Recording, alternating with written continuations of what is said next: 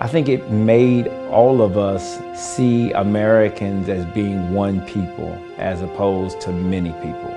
And even though it was very divisive, of course, during the war, the post-war reality was we could look back and at different times back at that war and say, well, it was about Americans working out some, internal issues that ultimately lead us to greatness. It was a trial by fire. Our country went through an ordeal to see if indeed we could stay the course as a union. Today, we think of ourselves as the United States. And that was very foreign to the people living during that 150-year-ago conflict. In many cases where people in a given state, they had so little knowledge of what went on in other states, it might as well be another country. The notion of becoming one people as opposed to many people. I just don't think that we would be the same country if we had not gone through this great tumult. Who has the final authority? Are we Americans, or are we really citizens of separate states who just come together in a confederation whenever we think it fits our mutual interests? We talk about the World War II generation, a great generation. I think our Civil War generation was one of those key generations that did a tremendous amount of sacrifice. They went through something that we can only just barely dream of, and they were able to survive it for the most part. More importantly, our society, with some help here and there through Reconstruction, it wasn't overnight, but it's something that our country grew together in the aftermath of. Well, we've made great strides, I think. There's been enormous change, and I'm old enough to remember some of that change. We still struggle with these problems.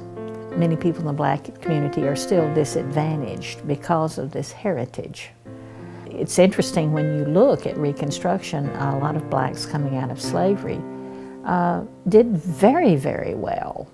And there was about a 20 or 30 year sort of window of change there, and then Jim Crow stepped in.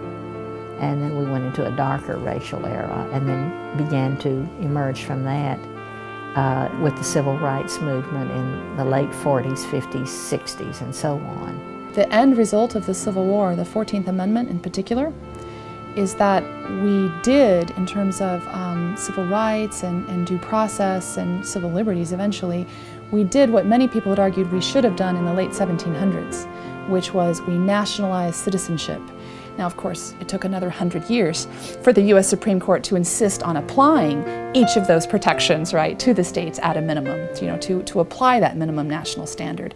But at least it set us down the right road toward a nationalization of what it means to be a citizen. You do sense that when you're looking at the run-up to the Civil War, there was just, it seems to me, an atmosphere of national hysteria.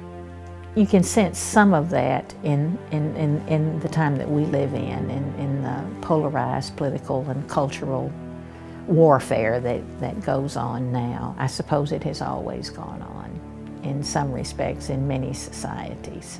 No matter how many different segments of society we have, no matter how our demographics change in America, and they will, they're changing every day, we need to always hold true to that idea of unity, the fact that we are a united people. And if we stay united, we can persevere, we can go through just about anything that the world throws at us. But when we start getting to the point where we cannot agree and the system breaks down, then you're prone to have a repeat of what happened here short 150 years ago. We still need to do more to understand this event in our state's history. And I think it will only benefit us. I think that we think too little about the Civil War as a society. But when we can connect with those things, I do think it helps us in so many contemporary ways.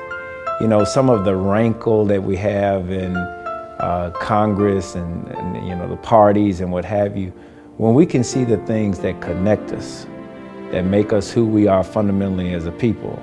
I think it helps us to be able to deal with these issues in a more effective way. Well, I'm certainly someone who thinks that much good can come of remembering and investigating and researching. An understanding of the Civil War and its importance to shaping American life will lead naturally to a more critical assessment of contemporary issues. There's tremendous complexity to Arkansas's experience with the Civil War, and it's not that there's not complexity for the South in general, but it's a rich history, it's a complicated history, it's a history that doesn't fit neatly into late night talk show punchlines. Really doesn't even fit neatly into a chapter of a book. So I think a 4-year-long enterprise in grappling with that history is something that's merited and should be richly rewarding for all of us.